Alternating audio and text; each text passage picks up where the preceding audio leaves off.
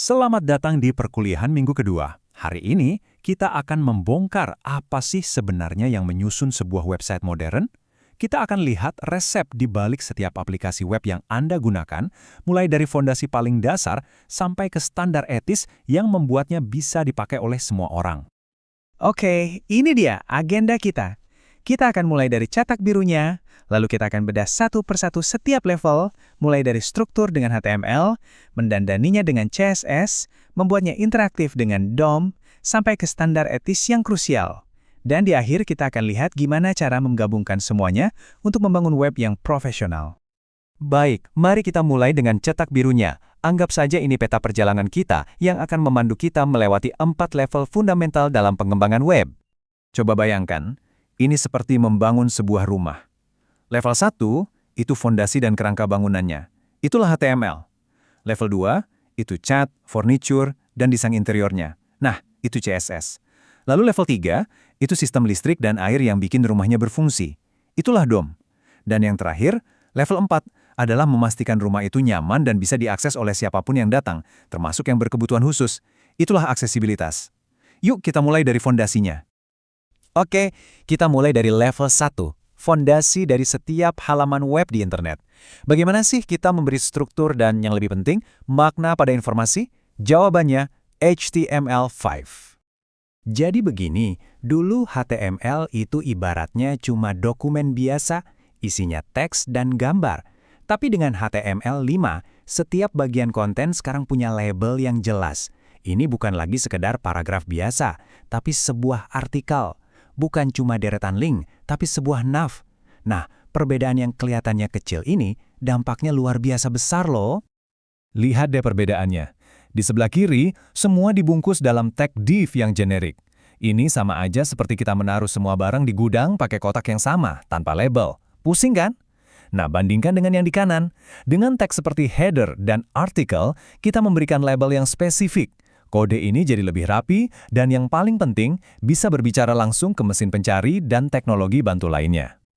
Jadi, apa untungnya buat kita? Pertama, Google jadi lebih gampang memaham konten website kita, yang artinya bagus untuk SEO. Kedua, dan ini yang paling penting, kita seakan membuka pintu bagi jutaan pengguna disabilitas yang bergantung pada screen reader untuk menjelajahi internet.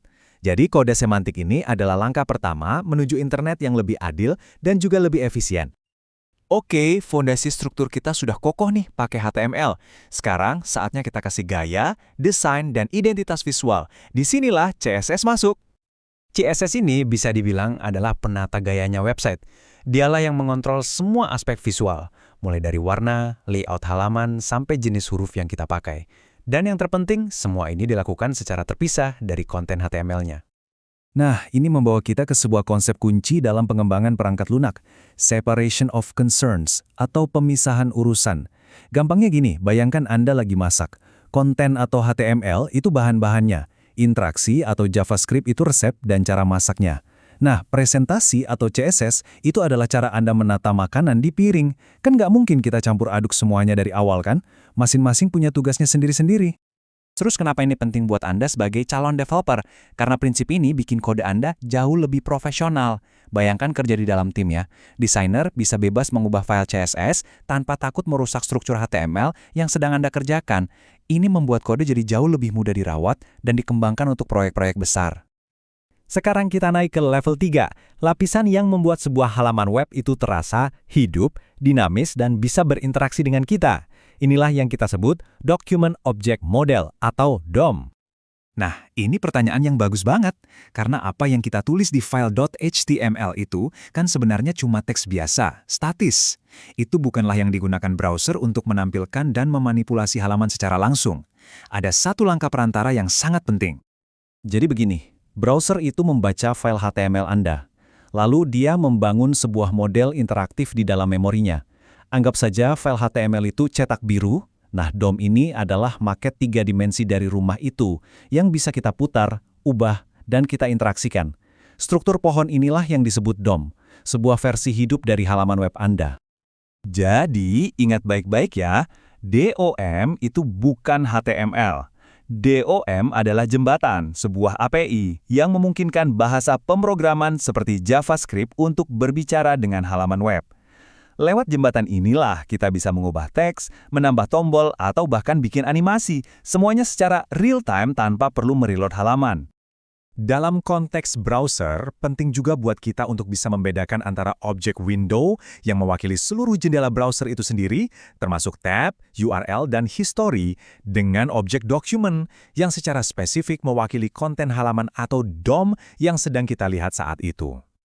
Dan inilah keajaiban DOM saat beraksi. Lihat, saat pengguna mengetik angka, JavaScript langsung menangkap input itu, menghitung hasilnya, dan tanpa perlu merefresh halaman, langsung memperbarui teks di layar melalui DOM.